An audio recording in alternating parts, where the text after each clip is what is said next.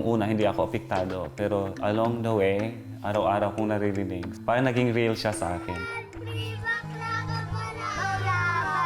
Lumaki ako na naging dala-dala ko yung word na yun sa isip ko na bakla ako. Growing up, masasabi kong close ako sa mama ko kaysa papa ko. Feminine side ng pagkatao ko yung naging emphasize.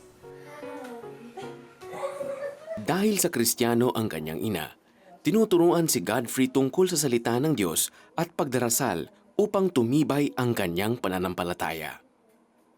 Subalit, sa murang edad ni Godfrey, naganap ang hindi malilimutang sitwasyon na nagbago ng kanyang pagkatao. That time, may isang lalaki na laging pumunta sa bahay namin. Every time na wala yung parents namin, pumapasok siya. Panahon na yon, I thought it's normal. Parang katuwaan lang. Hindi ko alam may naging epekto para yun sa buhay ko.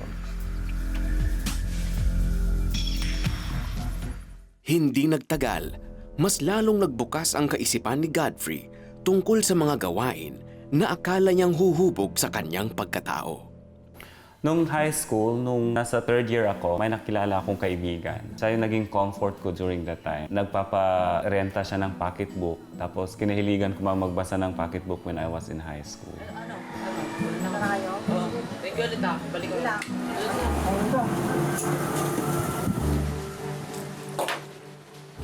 Alam mo ba mag-yosi? Sige, tuturuan kita. One time, invite niya ako ng inuman. From there, doon na nag-start lahat ng entry points ko para get into vices. When I was with him, I thought it was the happiest time sa buhay ko, wherein I let go of my faith. Iniwan ko ang pagiging Kristiyano ko. Nagpatuloy sa maling relasyon si Godfrey sa kapwa lalaki hanggang sa iniwan siya nito. Ako, I feel like I left behind ako during that time kasi wala na akong kaibigan. So everything was gone sa buhay ko when he got married.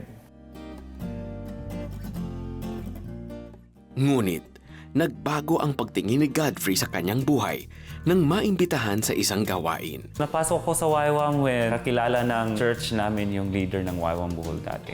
And I remember he's the one teaching us during that time. I remember yung teaching namin on repentance and clear conscience. Inimpress sa Panginoon sa akin na I have to give up my phone. Sabi ko sa Panginoon, Lord, I give it all to you. Tapos nilagay ko yun sa box. Naputo lahat ng communication ko and then from there on, wala na akong communication sa Kanya.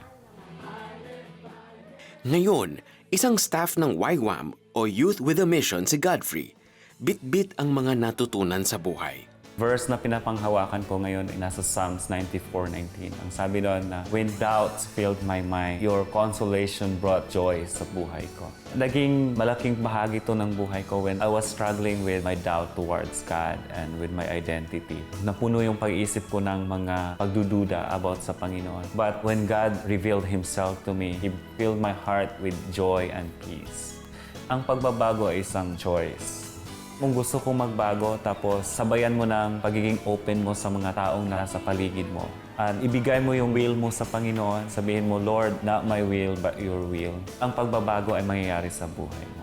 Ako po si Godfrey at masasabi kong I'm free because of God.